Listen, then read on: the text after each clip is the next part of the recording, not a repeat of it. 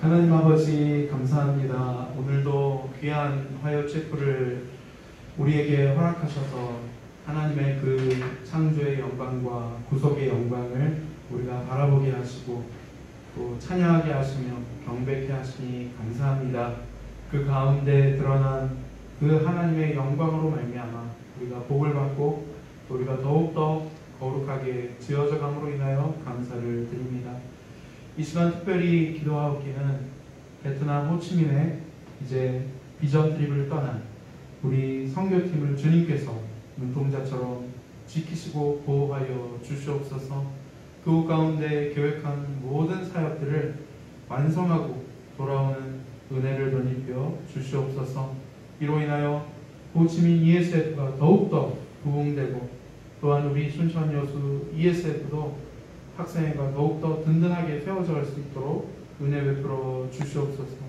방학을 또 맞이하여 전국 각지에 흩어진 우리 모든 이맨들을 주님께서 또 지켜주시고 그들이 영적으로 무기력함이나 나태함에 빠지지 아니하도록 성령 하나님 그들을 붙들어 주시고 충만하게 역사하여 주시옵소서. 아버지 하나님, 나라가 안팎으로 위험하고 참으로 위태로운 상황 가운데 있사오니 이 나라와 이 민족을 긍휼히 여겨주셔서 주님의 오른손으로 붙잡아 주시옵소서. 특별히 위정자들이 참 이 난세를 하나님의 지혜와 하나님의 능력으로 잘 헤쳐나갈 수 있도록 도와주시옵소서. 이럴 때일수록 이 나라의 민족 가운데 있는 교회들이 일어나서 더욱더 기도하고 하나님의 의와 하나님의 빛으로 하루하루 맡겨진 삶의 자리에서 충실하게 살아가는 자들이 되게 도와주시옵소서. 이 시간 특별히 하나님의 거룩하신 말씀을 저희가 듣기를 원합니다. 이 말씀 가운데 나를 향하여 들려주시는 우리 공동체를 향하여 말씀하시는 그 하나님의 음성을 듣게 하여 주시고 오늘 그 하나님의 마음을 품고 우리가 결단되며 헌신되어지는 시간 되게 도와주옵소서. 모든 영광을 주님께만 올려드리며 예수님의 이름으로 기도드리옵나이다. 아멘. 자, 하나님의 말씀은 창세기 2장 1절부터 3절까지 말씀입니다. 창세기 2장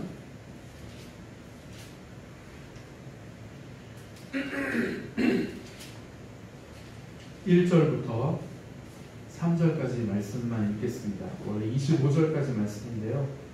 3절까지 말씀만 함께 공독하시겠습니다. 시작. 천지와 만물이 다 이루어지니라.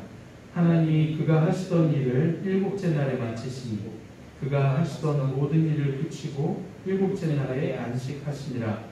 하나님이 그 일곱째 날을 복되게 하사 거룩하게 하셨으니 이는 하나님이 그 창조하시며 만드시던 모든 일을 마치시고 그날에 안식하셨음이니라. 아멘. 창세기 2장에는 총 3가지 정도의 내용이 담겨 있습니다. 첫째는 하나님께서 6일 창조 후에 이제 7일째 되는 날 안식하신 것에 대한 내용이고요. 둘째는 에덴 동산에 대한 내용입니다. 그리고 셋째는 남자와 여자의 창조에 대해서 좀 더 구체적으로 기록한 내용입니다. 그래서 오늘은 이 3가지 내용을 하나씩 살펴보면서 은혜를 나누고자 합니다.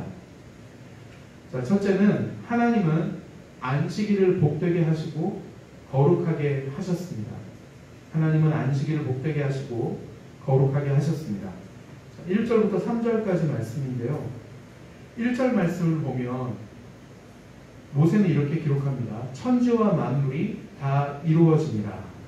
이렇게 기록하는데 이 말씀을 히브리어 원어로 보면은 하나님께서 천지 만물의 창조를 완성하셨다 이렇게 번역할 수 있습니다. 하나님은 천지 만물의 창조를 6일째 되는 날에 다 완성하셨습니다. 그래서 이제 7일째 되는 날에는 안식하셨는데 성경은 하나님이 7일째 되는 날에 안식하셨기 때문에 하나님이 안식일을 복되게 하고 거룩하게 하셨다고 기록합니다. 3절 말씀을 다시 한번 읽어볼게요. 자, 3절입니다. 하나님이 그 일곱째 날을 복되게 하사 거룩하게 하셨으니 이는 하나님이 그 창조하시며 만드시던 모든 일을 마치시고 그날에 안식하셨습니다. 자, 하나님이 안식하셨다는 것이 과연 무슨 뜻일까요? 우리가 방금 읽은 것처럼 하나님께서 만드시던 모든 일을 마치시고 그날에 안식하셨다. 그야말로 이 단어의 의미처럼 모든 일에서 손을 떼고 쉬셨다는 의미일 텐데, 그러면 정말로 그저 단순하게 아무것도 안 하시고 쉬셨다는 뜻일까? 그리고 이 말은 무슨 의미일까요? 하나님이 일곱째 날에 안식하셨기 때문에 그날을 복되게 하시고 거룩하게 하셨다. 3절에 그렇게 기록되어 있잖아요. 하나님이 그 일곱째 날을 복되게 하사 거룩하게 하셨으니 그날에 이는 왜냐하면 그날에 하나님이 안식하셨기 때문이다. 이렇게 기록하고 있거든요. 저는 이 말씀을 묵상하면서 이 말씀이 의미하는 바가 쉽게 이렇게 깨달아지지가 않았습니다. 그러니까 하나님이 일곱째 되는 날에 안식하셨기 때문에 그날을 복되게 하고 거룩하게 하셨다. 오히려 좀 반대가 돼야 좀 자연스러운 것 같잖아요. 그죠? 다시 말하면은 그날이 복되고 거룩하기 때문에 하나님이 안식하셨다. 이렇게 하면은 조금 더 와닿는데, 하나님이 일곱째 날에 안식하셨기 때문에 그날을 복되게 하고 거룩하게 하셨다. 왜 이게 쉽게 안 와닿냐면, 우리 안식이라는 개념이 사실은 쉰다는 개념이지 않습니까? 그죠? 하나님이 쉬는데 왜 그날을 복되게 하시고 거룩하게 하셨을까? 그래서 이제 바로 이렇게 마음에 안 와닿았던 것인데, 근데 이 부분을 좀 더 깊이 묵상을 해볼 수밖에 없었습니다. 자, 먼저 우리가 이것을 좀 알기 위해서는 하나님이 안식하셨다는 말이 어떤 의미인지부터 좀 해결을 해야 합니다. 자, 하나님이 안식하실 수 있는 이유는 뭘까요? 당연히 하나님의 천지 창조 사역이 완성되었기 때문이겠죠. 완성이 되셨으니까 더 이상 하실 일이 없고 쉬실 수 있었을 겁니다. 만약에 하나님의 천지 창조 사역이 6일째 되는 날에도 완성되지 않았다면요, 아마 7일째 되는 날에도 결코 안식하지 못하셨겠죠. 따라서 하나님의 안식은 하나님의 천지 창조 사역의 완성과 연결이 된다는 것을 발견하게 되었습니다. 하나님의 안식은 하나님의 천지 창조 사역이 완성되고 난 다음에 이렇게 당연하게 귀결된 그런 안식이었다는 것입니다. 당연한 결과였다는 것입니다. 그래서 하나님이 안식하셨다는 것은 이런 의미는 아닙니다. 창조 사역이 너무 힘들어가지고 쉬셨다, 단순히 쉬셨다, 이런 의미가 안식의 의미가 아닙니다. 하나님이 안식하셨다는 것의 참된 의미는 하나님의 천지 창조 사역이 계획대로 완성되었기 때문에 안식하셨다는 것입니다. 자, 그러면 하나님께서는 어떤 안식을 보내셨을까요? 하나님의 안식은 어떤 모습이었을까요? 아마 이런 모습이었을 것입니다. 하나님의 안식은 완성과 연결이 되기 때문에 하나님께서는 자신이 창조하신 천지 만물이 계획대로 완성된 것을 보시고 자연스럽게 내가 창조한 창조물이 완벽하게 만들어졌다라고 아마 스스로 칭찬하셨을 거예요.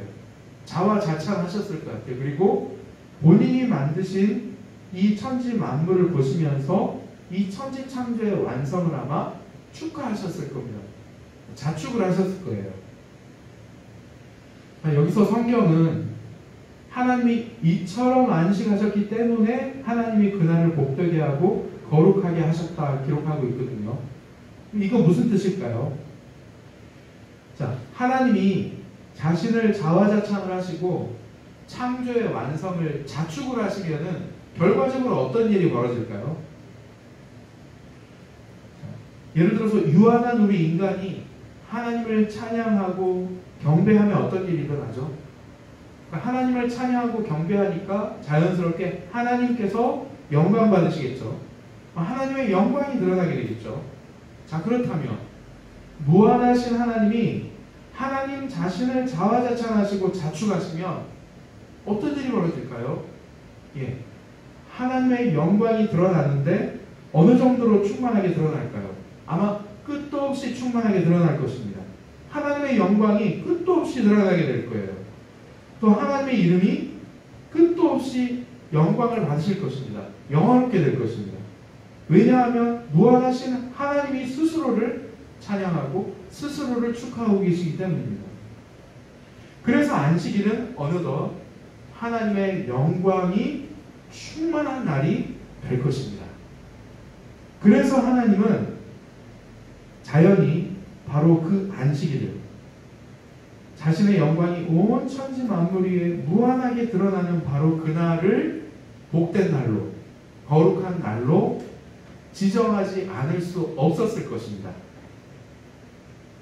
자, 그랬기 때문에 바로 오늘 3절 말씀, 하나님이 일곱째 날을 복되게 하사 거룩하게 하셨는데 그 이유는 하나님이 창조하시며 만드신 모든 일을 마치시고 그날에 안식하셨기 때문입니다. 그래서 안식하시면서 자화자찬하시고 자축하시고 그 결과 하나님의 영광이 충만하게 드러남으로 말미암아 그 안식일이 복된 날이 되고 거룩한 날이 되었기 때문에 그 복됨과 거룩함을 보시고 그날을 복되게 하고 거룩하게 하셨다는 것이죠. 그 결과 하나님이 얼마나 행복하셨을까요? 또 하나님이 얼마나 그 거룩함이 드러났을까요? 자, 그런데 오늘이 1절부터 3절까지를 기록한 이 모세, 이 모세가 이 1절부터 3절까지를 기록한 내용을 가만히 이렇게 살펴보면요, 어떤 의도를 담고 있음을 우리가 알 수 있어요.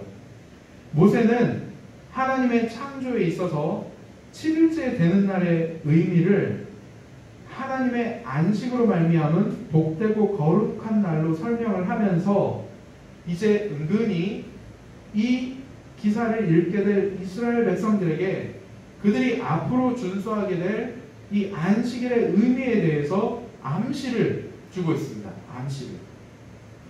여기서 바로 그러니 안식일을 지켜라 이렇게 말씀하지는 않아요. 그런데 앞으로 이렇게 지켜야 할 것이다 라는 암시를 준다는 것입니다. 그리고 나서 이스라엘 백성들에게 있어서 안식일의 의미가 무엇인지에 대해서 출애굽기 20장에 기록된 그 10계명의 제4계명 안식일 계명에서 이제는 구체화를 시켜주는데요. 자, 출애굽기 20장 8절부터 11절 말씀을 한번 찾아보겠습니다. 출애굽기 20장 8절부터 11절 말씀.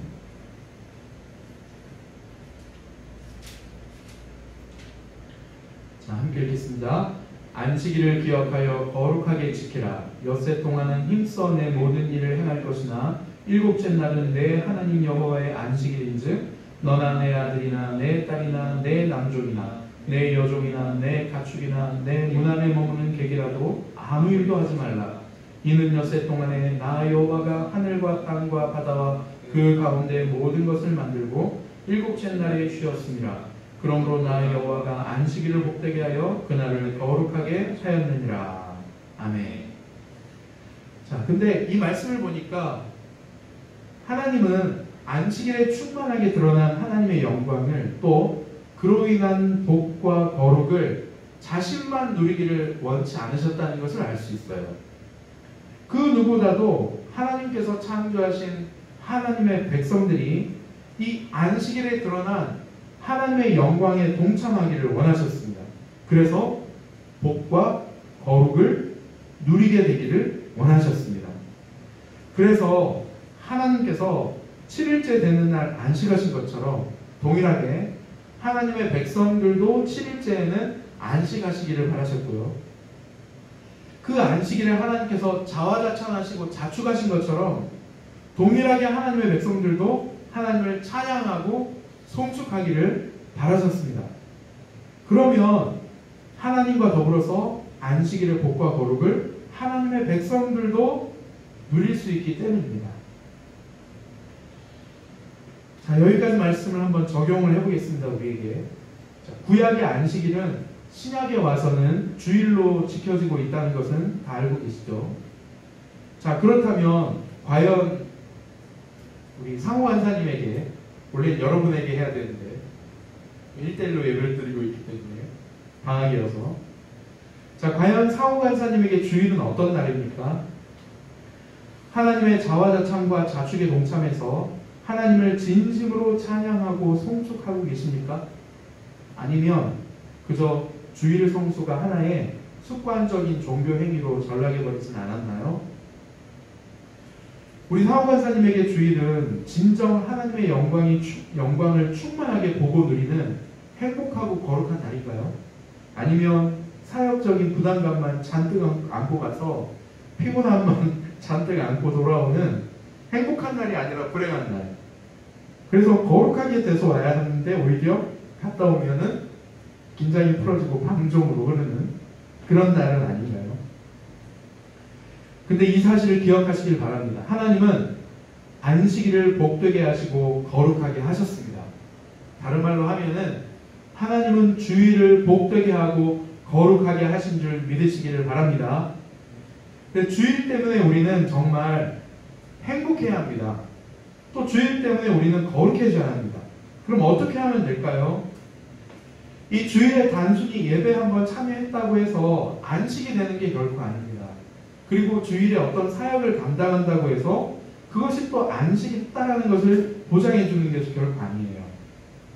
중요한 것은 이 주일의 초점을 어디에 두냐는 것입니다. 주일의 초점. 우리가 주일의 초점을 온전히 하나님의 창조와 구원에 두어야 합니다. 그러니까 찬양과 말씀과 헌상과 기도를 통해서 하나님의 영광을 바라보고 찬양하며 송축하는 것에 우리의 초점을 둬야 한다는 것입니다. 그것이 사역의 모습이든 예배의 참여의 형태든 봉사의 형태든 상관없이 우리의 초점은 바로 그 하나님의 창조와 구원에 나타난 그 영광을 바라보고 찬양하며 경배하는 것에 우리의 초점이 맞춰져야 한다는 것입니다. 물론 우리는 무한하신 하나님의 자화자찬과 자축에는 미치지 못할 거예요. 그 정도로 우리가 하라는 건 아니에요. 그러나 우리가 할 수 있는 최선을 다해서 마음과 뜻과 정성과 힘을 다해서 창조주 하나님과 구속주 하나님을 찬양하고 경배하는 날이 바로 주일이 되어야 할 줄 믿습니다. 아멘? 아멘. 그리고 그 예배 시간만 중요한 건 아니에요. 이 주일에는 온전히 주일을 지켜야 하기 때문에 예배 시간 외에도 주일에는 하나님의 창조의 영광과 이 구속의 영광을 묵상을 하면서 사실 성경을 공부하는 시간을 가져야 합니다. 그래서 교회에서 이렇게 우리 같은 가정교회니까 주일에 상공부를 개설하면은 그 부지런히 참석하셔야 합니다.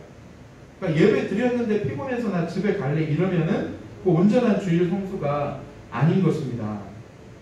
그래서 상공부는 우리가 주일 성수를 잘할 수 있는 좋은 도구입니다. 족쇄가 아니에요. 그리고 한 걸음 더 나아가서 주중에 혹시 바빠서 돌아보지 못한 지체들이 있다면 예를 들어 병원의 신방이라든지 또 가정 방문이라든지 또 이런 것들을 한번 해보는 것이 바로 하나님의 복과 거룩에 참여하는 좋은 방법입니다. 지금 여러분들에게 소개해드린 바로 예배, 또 성경 공부, 신방 이런 것들이 우리의 신앙 선조들이 주일을 보낸 그런 방식이었습니다.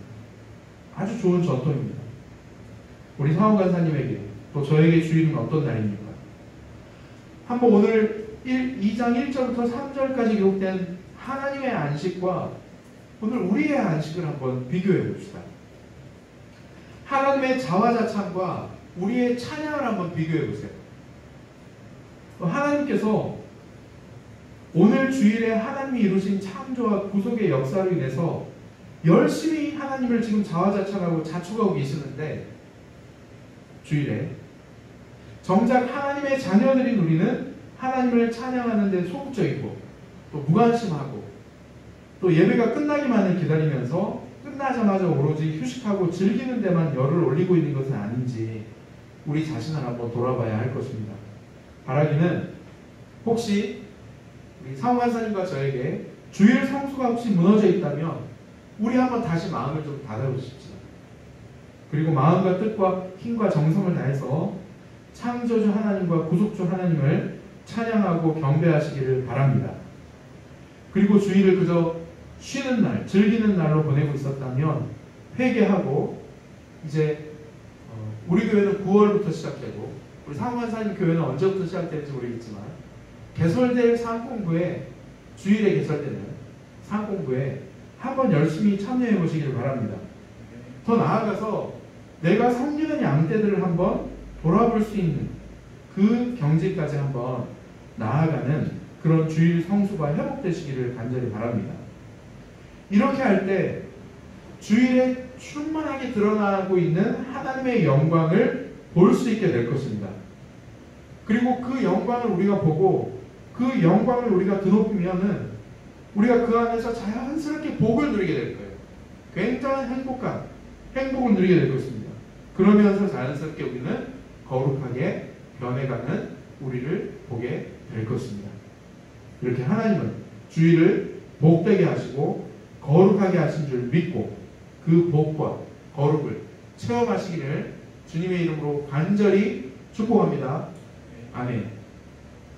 자, 두 번째입니다. 두 번째. 하나님은 에덴의 동산을 일구시고 지으신 사람을 거기에 두셨습니다. 하나님은 에덴의 동산을 일구시고 지으신 사람을 거기에 두셨습니다. 자, 4절부터 17절까지 말씀인데요. 자, 모세는 하나님의 안식에 대해서 기록한 후에 다시 에덴 동산과 남자와 여자를 창조하신 사건을 좀 더 구체적으로 기록합니다.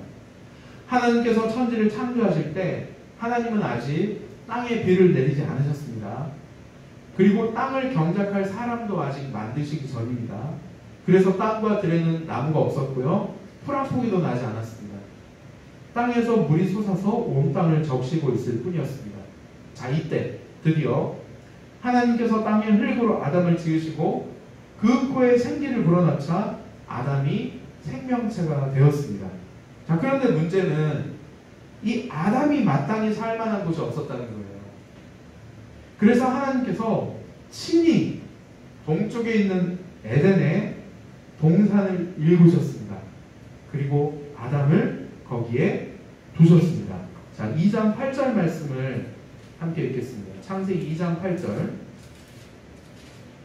시작. 여호와 하나님이 동방의 에덴에 동산을 창설하시고 그 지으신 사람을 거기 두시니라. 아멘. 자, 하나님께서 직접 일구신 에덴 동산의 모습 참 궁금해집니다. 과연 어떤 모습이었을까요?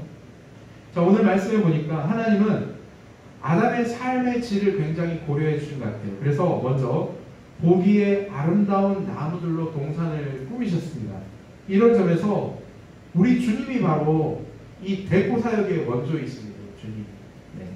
뿐만 아니라 먹기에 좋은 열매 맺는 온갖 나무를 땅에서 자라게 하셨다고 기록합니다.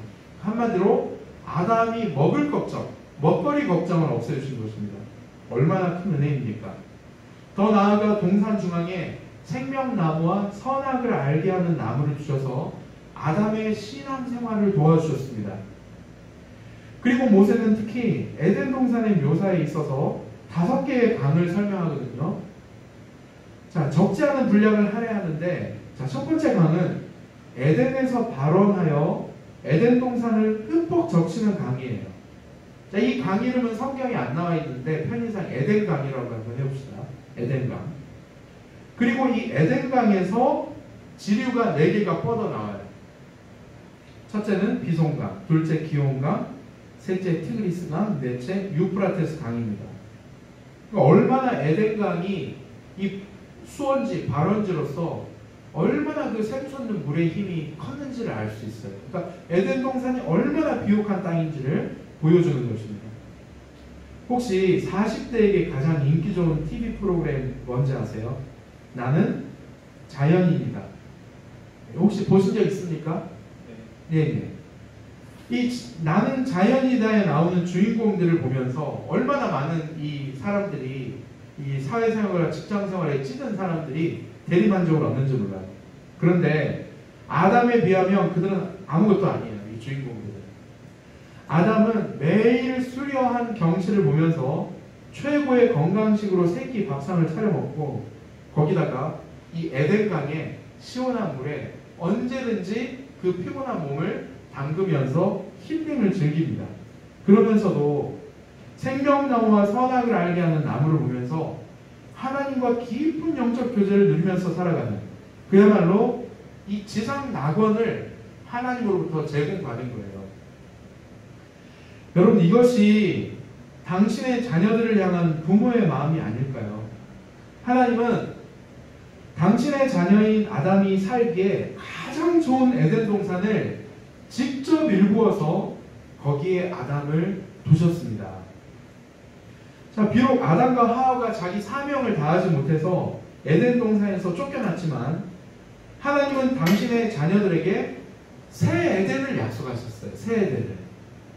그러니까 옛 에덴에서 쫓겨나니까 하나님께서 거기로 끝내지 않으시고 새 에덴을 약속해 주셨습니다. 이스라엘 백성들에게 새 에덴은 어디입니까? 바로 젖과 꿀이 흐르는 가나안 땅입니다. 예. 그리고 신약 백성들에게 새 에덴은 어디예요? 성경에 보니까 바로 은혜와 진리가 가득한 예수님 안이 바로 새 에덴이라고 해요. 예수님의 품 안. 예수님 안에 들어오는 것이 새 에덴이라는 것입니다. 그리고 이제 우리 예수님께서 다시 오실 때 새 에덴이 완성된다는 거예요. 그거 어디입니까? 완성될 하나님 나라 천국입니다. 자, 하나님은 그런데 신약 백성들에게 이 완성될 새 에덴을 이 땅 가운데서 미리 경험하도록 해 주셨습니다. 이게 무슨 말입니까? 물론 예수님 안에 있으면 새 에덴을 경험할 수 있어요. 근데 가시적으로 예수님 안이라는 건 사실 비가시적이잖아요. 그죠? 근데 가시적으로 하나님께서 우리로 하여금 그 에덴을 경험할 수 있게 해주셨다는 겁니다. 그것이 어디일까요? 바로 교회입니다. 교회. 하나님은 신약 시대로부터 교회를 일구셔서 지으신 새 백성을 거기에 두실 것입니다. 그리고 교회 안에서 천국을 누리게 하셨고 완성될 천국을 바라보면서 살도록 하실 것입니다. 한번 적용해 보겠습니다. 여러분은 혹시 하나님께서 여러분들을 위해서 지금 여러분들이 속한 그 교회, 혹은 조금 더 범위를 좁히면 우린 다 가정교회를 속해 있으니까 여러분들이 혹시 속한 그 목장, 혹은 ESF로 하면 혹은 그 목장을 하나님이 일구셨고 또 저와 여러분들 그 목장에 두셨다는 사실을 여러분 혹시 믿으실 수 있겠어요? 이 사실을 믿으셔야 합니다. 이제 교회를 그런 목적으로 우리에게 주셨기 때문입니다. 또 한번 여러분들에게 한번 묻겠습니다. 하나님께서 우리를 위해 목장을 일구시고 교회를 일구셔서 우리를 거기에 두셨다는 사실에 대해서 어느 정도로 감사하며 감격하며 살아가고 계십니까? 그리고 주님은 한 걸음 더 나가서 우리가 주님처럼 누군가를 위해서 목장을 일구기를 바라시고 또 구원받을 자들을 목장에 두려고 헌신하기를 바라신다는 사실을 여러분 동의하십니까? 믿으십니까? 하나님은 지금도 저와 여러분들을 위해서 저 천국 새 에덴을 일구고 계십니다. 그러나 동시에 하나님은 이 땅에서 우리가 살아갈 새 에덴을 일구어 주셨습니다. 그곳이 바로 교회이고 그곳이 바로 목장입니다. 그래서 아직 목장 안으로 들어오지 못하신 분들이 계시다면, 물론 원고에는 이렇게 적혀있지만 이 자리 가운데는 없으신 것 같군요. 이미 목장 안으로 들어오셨다면 하나님께서 여러분들을 위해서 일구어 놓으신 그 새 에덴을 한번 누려보시기를 간절히 바랍니다. 어떤 어려움이 있습니까?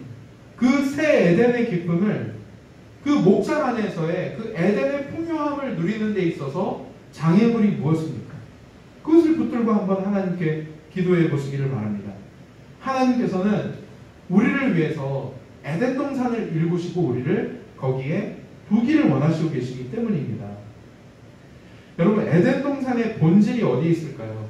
에덴 동산의 본질은 사실 하나님의 임재거든요. 생명나무와 선악을 알게 하는 나무로 상징되는 하나님의 통치와 다스림이 있는 곳이 바로 에덴 동산입니다. 그런 점에서 에덴 동산의 본질과 목장의 본질이 똑같습니다.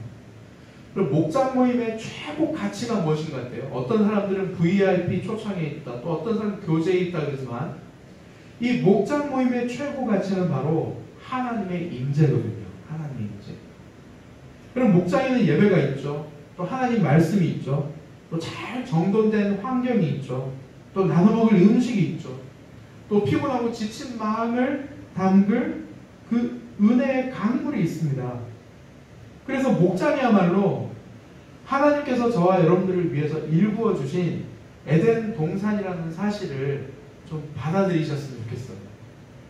하나님께서 우리에게 허락하신 그 교회야말로 하나님께서 우리에게 친히 일구어 주신 새 에덴이라는 사실을 좀 한번 받아들이셨으면 좋겠습니다.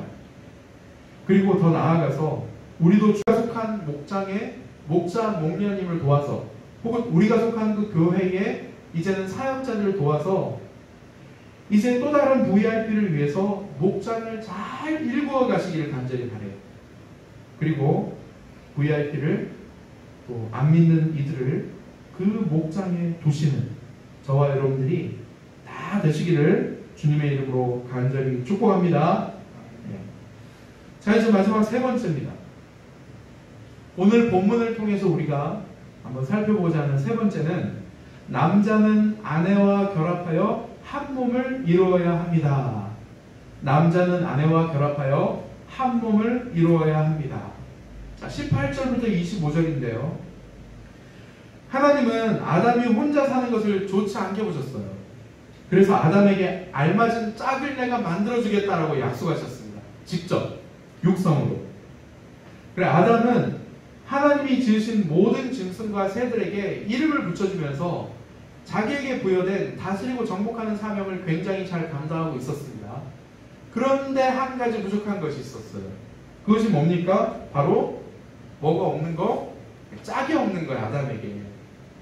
그래서 약속대로 아담을 깊이 잠들게 한 뒤에 아담의 갈빗대를 뽑아서 여자를 만드신 뒤에 마치 결혼식에서 그 신부의 아버지가 신부를 신랑에게 데리고 오듯이 여자를 아담에게 데리고 오셨습니다. 저는 이 말씀 묵상하면서 이런 생각을 한번 해봤어요.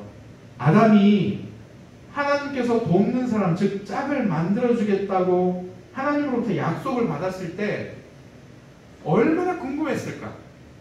내 짝이 누가 될지, 하나님이 만들어주실 내 짝은 어떤 모습일지, 어떤 사람일지 얼마나 궁금했을까? 여러분들도 혹시 궁금하지 않으세요? 다 미혼들이시니까 내가 앞으로 만나게 될 내 짝 어떤 사람일지 궁금하죠? 또 때로는 설레기도 하고 물론 걱정도 드실 거예요. 만날 수 있을까? 걱정하지 마시기 바랍니다. 하나님이 약속하셨습니다. 자, 그런데 드디어 하나님께서 한 여인을 자기 앞으로 데리고 오시는 거예요. 하나님께서 아담이 보기에 또 얼마나 아름답게 만들어 주셨겠어요. 그죠? 아담에게 가장 알맞은 짝을 만들어 주신다 그랬잖아요. 그리고 막 아담에게 눈에 콩깍지를 씌워가지고 아마 자신의 짝을 보게 하셨을 거예요. 실제로 제일 잘 맞는 짝이기도 했고요. 자, 그 결과 그러니까 아담이 그 여인을 딱 보자마자 지상 최대의 닭살 멘트를 날리죠. 아마 이때는 하나님도 감당 못했을 것 같아요. 자, 23절 말씀인데요. 창세기 2장 23절 같이 한번 읽어볼까요? 시작. 아담이 이르되 이는 내 뼈 중에 뼈요 살 중에 살이라. 이것을 남자에게서 취하였음즉 여자라 부르리라 하니라. 그래, 나중에 여러분들 여자친구를 혹시 사귀시게 되면 이 고백을 한번 해보세요. 당신은 내 뼈 중에 뼈요 살 중에 살이다. 믿음 좋은 자매만 알아듣겠죠, 그죠? 자, 그런데 자, 중요한 것은 이 아담의 고백에 이어서 24절, 25절에 모세가 이제 각주를 붙여요. 해석을 붙이는 거예요. 자, 24절, 25절 한번 읽어볼게요. 시작. 이러므로 남자가 부모를 떠나 그의 아내와 합하여 둘이 한 몸을 이룰지로다. 아담과 그의 아내 두 사람이 벌거벗었으나 부끄러워하지 아니하니라. 자, 모세는 지금 아담과 그의 짝이 만나는 이 장면을 결혼식으로 해석하거든요. 결혼식으로. 자, 그러면서 이스라엘 백성들이 이제 가나안 땅으로 들어가기에 지금 앞서 있잖아요. 그리고 이 모세오경을 그들에게 쓴 거잖아요. 그러면서 이 모세가 이제 이스라엘 백성들이 가나안 땅에서 지켜야 할 그 사람의 근본 도리 중에 이 남녀 사이의 도리, 그 가정의 도리, 가장 근본이 되는 이 도리를 교훈하고 있습니다. 그게 뭐예요? 바로 24절에 그러므로 남자는 아버지와 어머니를 떠나 다시 한번 24절요. 시작. 이러므로 남자가 부모를 떠나 그의 아내와 합하여 둘이 한 몸을 이룰지로다. 남자가 부모를 떠나 그의 아내와 합하여 둘이 한 몸을 이룰지로다. 자, 이 원칙을 말씀해 주시거든요. 당연한 거 아니에요, 그죠? 남자가 부모를 떠나서 그의 아내와 합하여 한 몸을 이루고 결혼한다. 이게 당연한 거예요. 어찌 보면 너무나 당연한 이 진리가, 근데 모세가 살던 시대부터, 아니 그보다 훨씬 이전부터 무너져 있었다는 사실을 우리는 종종 잊어요. 너무 오래전 일이라. 무슨 말이에요? 아브라함이 조카 롯을 구하러 소돔과 고모라 성에 갔을 때 여러분 기억하시죠? 그곳은 소돔과 고모라 사회는 이미 이 진리가 무너진 지 오래였습니다. 남자가 아내와 결합해서 한 몸을 이루어야 한다는 것. 이게 다른 말로 하면 뭐예요? 결혼은 반드시 남자와 여자가 해야 된다는 이 진리, 이 도리.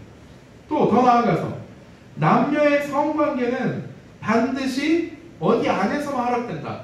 결혼 제도 안에서만 허락된다는 이 진리. 이 진리가 다 무너져 내렸다는 것입니다. 소돔과 고모라 어땠습니까? 남자와 남자가 사랑도 하고 성관계도 맺고 있었습니다. 여자와 여자가 그러고 있었어요. 동성애가 판을 치고 있었다고 말입니다. 뿐만 아닙니다. 결혼 외의 성관계가 만연해 있었고요. 즉 혼전 성관계, 그 다음에 혼외 성관계가 유행처럼 먼저 있었습니다. 소돔과 고모라에는. 모세 시대의 이스라엘 사회는 어땠을까요? 레위기 말씀에 보면 동성 간의 성행위와 혼외 성행위에 대해서 엄벌에 처할 것을 명하고 있는 것을 볼 때 미루어 짐작컨대 이스라엘 사회 안에서도 이미 남자가 아내와 결합하여 한 몸을 이루어야 한다는 이 진리가 무너져 있을 것이라는 추측을 해볼 수가 있습니다. 그럼 오늘날 우리 한국 사회는 어떻습니까? 적용을 해보겠습니다. 오늘날 우리 교회는 어때요? 교회. 우리 선교단체는 어떻습니까? 그 연세대 세브란스 병원 출신의 의사이자 동성애 반대 운동가인 영한석 원장님이라는 분이 계시거든요. 자, 이분 말씀에 따르면 우리 대한민국에 이미 성관계를 하고 있는 동성애자들의 숫자만 60만 명이래요. 성관계를 하고 있는 동성애자들. 근데 성관계를 하지 않고 동성애만 하고 있는 이들 합하면은 그보다 훨씬 더 많은 사람들일 것이다. 그래서 우리나라에서 동성애자는 더 이상 소수자가 아니다 이렇게 말씀하시더라고요. 그리고 요즘 어떻습니까? 이 차별금지법이라고 그래가지고 동성애를 죄라고 이야기하면은 처벌을 내릴 수 있는 그 차별금지법을 막 통과시키려고 그러잖아요. 근데 이것마저 통과되면은 동성애 확산은 더 걷잡을 수 없을 것으로 보이고 또 교회의 설교도 굉장히 위축될 것이다 이렇게 전망하시더라고요. 근데 문제 중에 가장 큰 문제가 뭐냐면은 우리의 다음 세대들입니다. 이 청소년들의 문제인데요. 이 청소년들이 돈이 필요하잖아요. 그러니까 어른들이 꼬드기는 거예요. 이 무분별한 동성 간 성관계, 이 동성 간의 성관계를 하면은 돈을 많이 주는 겁니다. 그러니까 청소년들이 돈 벌기 위해서 자신들이 이 동성애에 내어주는 거예요. 그러니까 요즘에 청소년 에이즈 환자가 기하급수적으로 이렇게 그래프가 늘고 있다고 그러잖아요. 그럼 비단 동성애만 문제입니까? 혼외 성관계도 큰 문제입니다. 우리나라에서 혼전 순결 얘기하면은 무슨 조선시대 사람 쳐다보는 것처럼 쳐다보는 사회가 되어버렸습니다. 그럼 오히려 요즘 대중매체들은 혼전 성생활을 부추겨 오히려.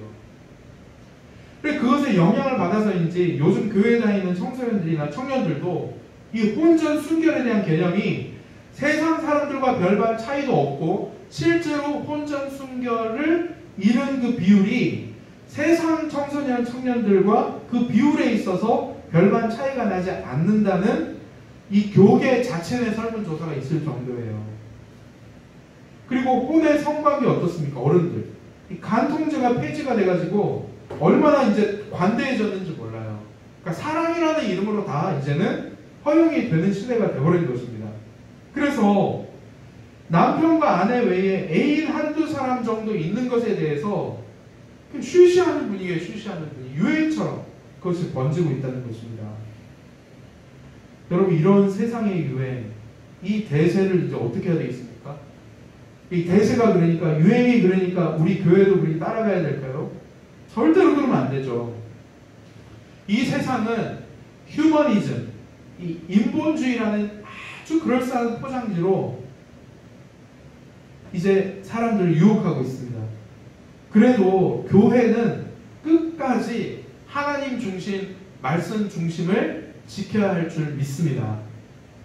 오늘 말씀이 우리 가르쳐주는 게 뭡니까? 남자는 반드시 아내와 결합해서 한 몸을 이루어야 한다는 것입니다. 남자는 반드시 아내와 결합해서 한 몸을 이루어야 한다는 것이에요. 교회는 이것을 선포하고 가르쳐야 합니다. 동성애는 결코 유전이 아니다. 또 동성애는 하나님께서 가장 미워하시는 죄다. 이것을 선포하고 가르쳐야 합니다. 또 남자는 반드시 자기 아내랑만 결합해야지 다른 대상과 성관계를 가지면 안 된다는 것을 선포하고 가르쳐야 합니다. 그리고 결혼 전에는 순결을 지켜야 한다는 사실을 끊임없이 강조해야 합니다. 이거 타협하면 안 되는 것입니다. 자, 그와 동시에 교회가 가르쳐야 될 것이 또 하나 있습니다. 우리 선교단체 같은 신앙 공동체가 가르쳐야 될 것 또 하나 있어요. 근데 이게 잘 안 가르쳐지는데 그것은 바로 결혼관계 안에서 누리는 성관계와 부부생활의 신비와 기쁨이에요. 자, 본문 25절 말씀 한번 읽어볼게요. 자, 시작. 아담과 그의 아내 두 사람이 벌거벗었으나 부끄러워하지 아니하니라. 자, 남자가 아내와 결합해서 한 몸을 이루는 것이 결코 부끄러운 일이 아니라고 오늘 기록하고 있죠. 근데 이것은 부끄러운 일이 아닐 뿐만이 아니고요. 남자가 아내와 결합해서 한 몸을 이루고 성관계를 이루고 부부생활을 하는 것은 부끄러운 일이 아닐 뿐만 아니라 오히려 자랑스러운 일입니다. 왜냐하면 이게 세상에서 가장 큰 만족을 주는 일이기 때문에 그래요. 하나님의 창조 질서이기 때문에 그렇습니다. 그런데 남자와 그 아내가 아니라 남자와 그 남자가 둘 다 벌거벗고 있으면 부끄럽고 수치스러운 일이 되는 것입니다. 여자와 그 여자가 둘 다 벌거벗고 있으면 부끄러운 일이 됩니다. 근데 참 무서운 게요. 이게 사람이라는 존재가 원래 부끄러움이 없고 자유함이 있고 당당해야 이게 사람답게 살 수 있거든요.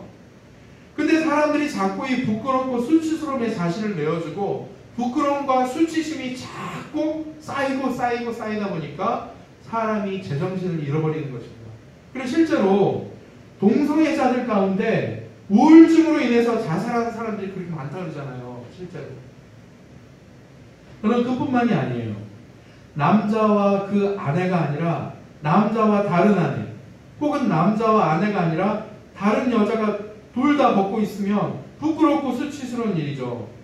요즘에 하도 이제 양침에 사람들이 화인을 마시니까 대놓고 이제 사랑이라면서 자기 남편 이혼에게 이제 이혼 요구하는 거예요. 우리 이제 사랑하게 되었으니까 이거 합법이니까 이게 간통 아니니까 사랑이니까 이혼해달라는 것입니다.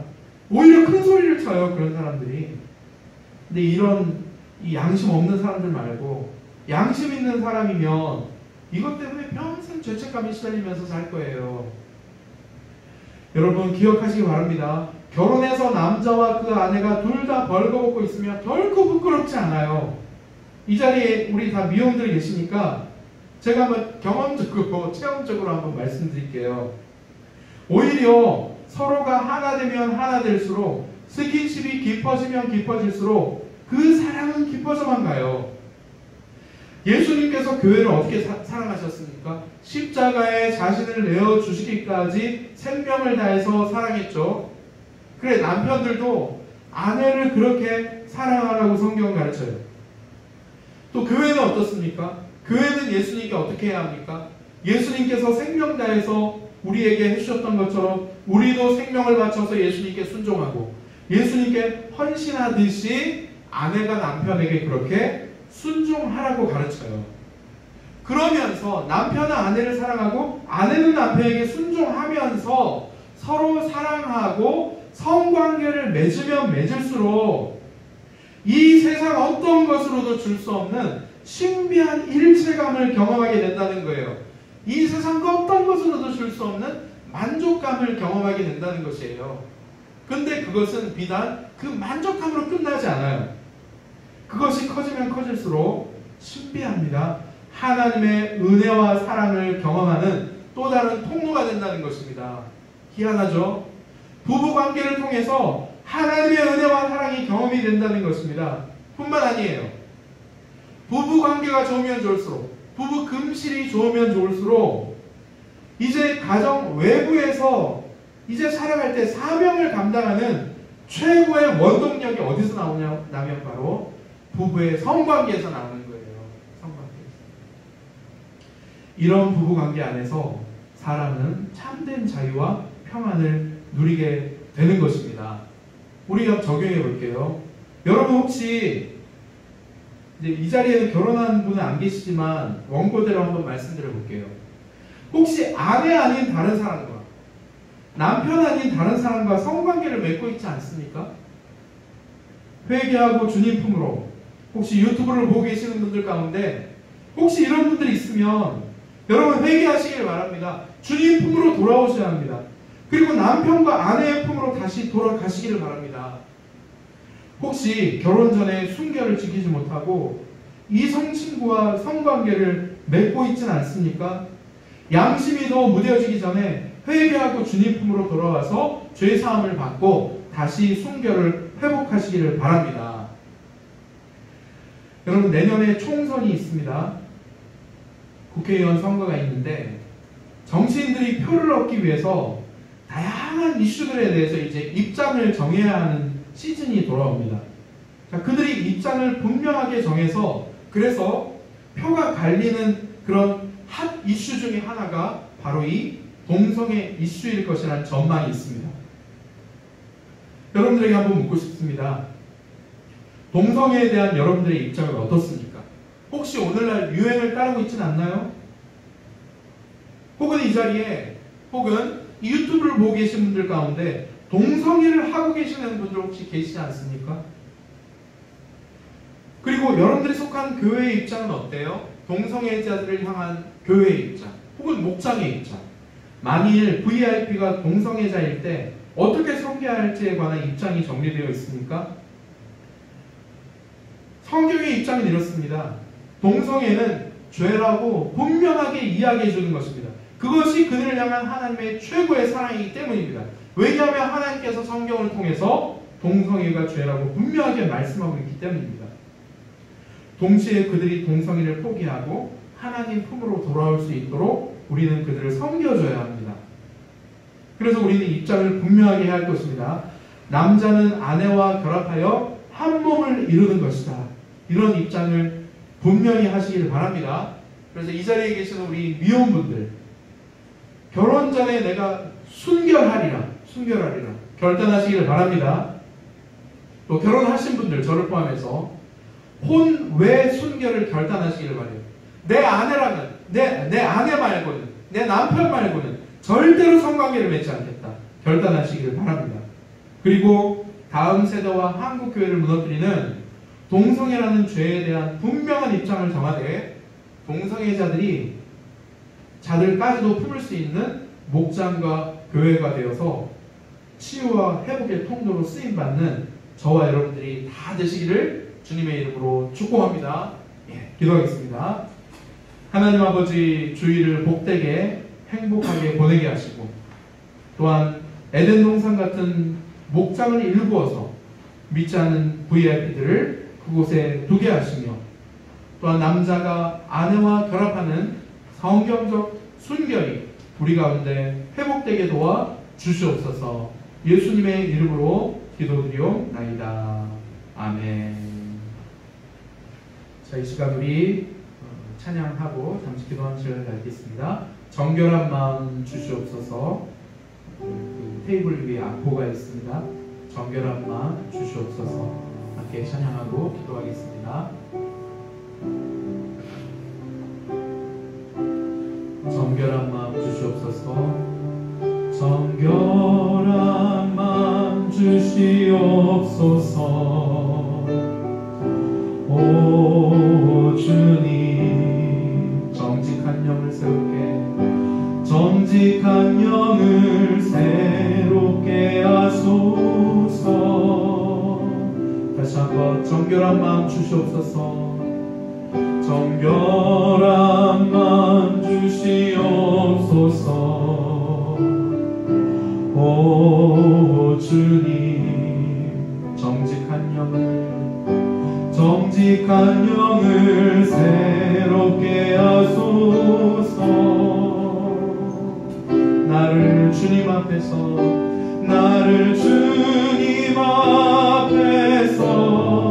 멀리 하지 마시고 주의 성령을 거두지 마옵소서. 그 구원의 기쁨 다시 회복시키시고 변치 않는 맘 내 안에 주소서. 우리 시간 함께 오늘 하나님께서 우리 주신 말씀을 붙들고 함께 기도하겠습니다. 하나님, 우리에게 복되고 거룩한 그 주일의 기쁨을, 주일의 영광을 회복시켜 주시옵소서. 주일이 불행하거나 주일이 참으로 어려운 날이 아니라 우리에게 가장 기쁜 날이 되게 도와달라고, 혹시 그것에 방해되는 것들이 있다면 하나님께서 제거해 달라고 시간 기도하고, 또한 우리 가운데 목장이라는 교회라는 에덴 동산을 허락해 주셨는데 그 에덴 동산의 기쁨을 누리게 하지 못하는 그 사단의 모든 방해를 주님께서 제거하시도록, 그래서 우리에게 허락된 목장이라는 교회라는 에덴 동산을 마음껏 누릴 수 있도록 도와달라고. 끝으로 이제 남자가 참으로 그 아내와 결합하여 한 몸을 이루는 것이라는 이 만고불변의 진리를 우리가 붙들고 이 땅 가운데 만연한 이 동성애와 혼외, 혼전, 이 성관계, 이 죄악들이 참으로 주님 은혜 가운데 사라지고 이 땅 가운데 정말 그 순결한 남녀 사이의 도리들이, 진리들이 회복되어져 갈 수 있게 도와달라고 이 시간 함께 오늘 주신 말씀 붙들고 함께 기도하겠습니다. 하나님 아버지, 이 시간 간절히 간구하며 나아갑니다. 주님, 그렇습니다. 참으로 주님께서 이제 6일 동안 창조를 완성하신 후에 7일째 참으로 완성하신 창조물들을 보시며 자화자찬하시고 자축하시는 가운데 드러난 충만한 영광 가운데 행복을 누리시고 하나님의 그 거룩하신 성품을 드러내셨습니다. 그리고 당신의 백성들에게 이제 그 안식일로 초대하여서 하나님의 그 창조와 구속의 역사를 함께 바라보며 찬양하며 축하하는 가운데 드러난 하나님의 영광 안에서 함께 이제 복을 누리며 이제 거룩하게 되기를 바라시는 줄 믿습니다. 하나님, 그러나 우리에게 이 주일의 영광과 주일의 기쁨이 참으로 이제 우리 가운데 무너져 내려 있음을 고백합니다. 주님, 우리가 주일에 오직 그 하나님의 영광에 초점을 맞추고 마음과 뜻과 정성을 다하여 찬양하며 경배하는 가운데 드러난 그 하나님의 영광 안에서 복을 누리며 거룩하게 되어갈 수 있도록 인도하여 주시옵소서. 또한 그 주일 가운데 주님을 더욱더 깊이 묵상하고 참으로 하나님의 영광을 바라보며 묵상하며 공부하는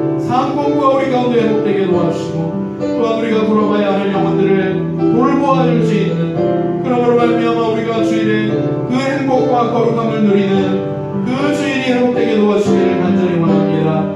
아버지 하나님, 또한 우리 가운데 허락하여 주신 에덴 동산인 목장과 교회, 아버지 하나님, 그 교회를 통하여 목장을 통하여 행복을 아버지 여보가게 하시고 우리도 누군가를 위하여 에덴 동산을 이루고 그들을 거기에 둠으로 말미암아 주님의 그 구원에 세대의 회복의 역사에 동참하게 주님 인도하여 주시기를 원합니다. 또한 아버지 하나님, 이 땅 가운데 결혼에 관한 그런 가치들이 무너져가고 있는데 주님, 우리가 참으로 성경적인 진리를, 성경적 순결의 진리를 포기하지 않냐고 이 땅 가운데 선포하고 우리가 먼저 그렇게 살아감으로 말미암아 이 땅 가운데 바른 진리가, 바른 아버지 하나님 가치 기준이 회복될 수 있도록 은혜를 더입혀 주시옵소서. 우리 한 가지만 더 기도합니다. 지금 베트남에서 이제 우리 단기 선교팀이 열심히 지금 선교 중에 있습니다. 계획된 모든 선교들을 완성하며 돌아오게 하시고, 또한 호치민 ESF도, 우리 순천 여수 ESF도 더욱더 참 회복되고 부흥되는 그런 비전들이 될 수 있게 도와달라고 기도하시고요. 그리고 마지막으로 우리 전국 각지 흩어진 우리 이민들 방학 중에도 늘 성령 충만함으로 강건할 수 있도록 기도하겠습니다. 함께 우리 공동체를 위해서 기도하겠습니다. 하나님 아버지 감사합니다. 주님, 이 시간 우리 베트남으로 비전 트립을 떠난 지체들을 위하여 간구합니다. 아버지 하나님, 이 호치민 참 ESF와의 연합 이 수양을 통하여 참으로 빌립보서 말씀 암송 수양을 통하여 그들 안에 빌립보서의 말씀이 그들의 신비에 새겨지게 인도하여 주시옵소서. 아버지 하나님, 이번 이 수양을 통하여 참으로 모든 간사님들과 리더들이 주님 앞에 더욱더 굳건하게 세워지는 은혜가 있게 도와주시기를 간절히 원합니다. 그리하여 호치민 ESF와 우리 순천 여수 ESF가 더욱더 회복되며 부흥되는 그런 시간들이 될 수 있도록 인도하여 주시옵소서. 하나님 아버지, 방학을 맞이하여 전국 각지에 흩어진 우리 사랑하는 지체들 주님 돌보아 주시고 들어주시기를 간절히 원합니다. 아버지 하나님, 참으로 그들이 회의하지 않냐고, 나태하지 않냐고, 게으르지 않냐고 날마다 그 말씀과 기도를 무장하여서 성령 충만함으로 마음씀을 잘 보내게 하시고 6일을 하나님 아버지 창조 역사를 위하여 열심을 다하셨던 것처럼 우리도 우리에게 주어진 하루하루의 삶을 최선을 다하여 살아가는 저희들이 될 수 있도록 인도하여 주시옵소서. 이 모든 말씀 예수님의 이름으로 기도드리옵나이다. 아멘. 이 시간 우리 내게 있는 향유옥합 찬양 드리시면서 준비하신 헌금 하나님 앞에 올려드리겠습니다.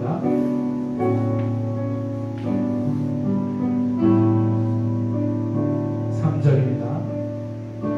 내게 있는 향유옥합 주께 가져와 그 발 위에 입 맞추고 깨뜨립니다. 주님 다시 이 땅 위에 임하실 그때 주의 크신 사랑으로 날 받아주소서. 헌금을 위해서 기도하고 축복해 가겠습니다. 고마우신 아버지 하나님, 오늘도 저희에게 귀한 말씀 주시고 그 말씀 따라 살기를 결단케 하시니 감사합니다. 우리가 가진 모든 것이 하나님의 것이며 우리의 남은 인생이 하나님의 것이라고 고백하는 마음으로 이 시간 예물을 올려드립니다. 부족한 헌상이지만 주님 받으시고 영광받아 주시옵소서. 이 예물이 사용되어지는 곳곳마다 하나님의 큰 회복과 부흥의 역사가 있게 도와 주시옵소서. 또한 특별히 우리의 사역을 위하여 물심양면으로 참으로 후원하고 지지해 주시고 기도해 주시는 전국 각지 세계에 흩어진 우리의 학창인들을 늘 지키시고 보호하여 주시옵소서. 그들의 가정과 또한 직장과 교회 가운데 하나님의 큰 축복이 늘 넘칠 수 있도록 인도하여 주시옵소서. 우리가 부족하지만 섬기고 있는 5곳의 이 선교사님들의 사역과 가정과 또한 그들의 교회 가운데 사역지 가운데 늘 은혜와 평강이 부흥의 역사가 늘 있게 도와 주시옵소서. 모든 영광을 주님께만 올려드리며 예수님의 이름으로 기도드리옵나이다. 아멘. 주 예수 그리스도의 은혜와 하나님의 사랑과 성령의 교통하심이 순수 예수의 모든 가족들과 이 자리에 참석한 모든 예배자들을 머리 위에 지금부터 영원토록 함께 있을지어다. 아멘.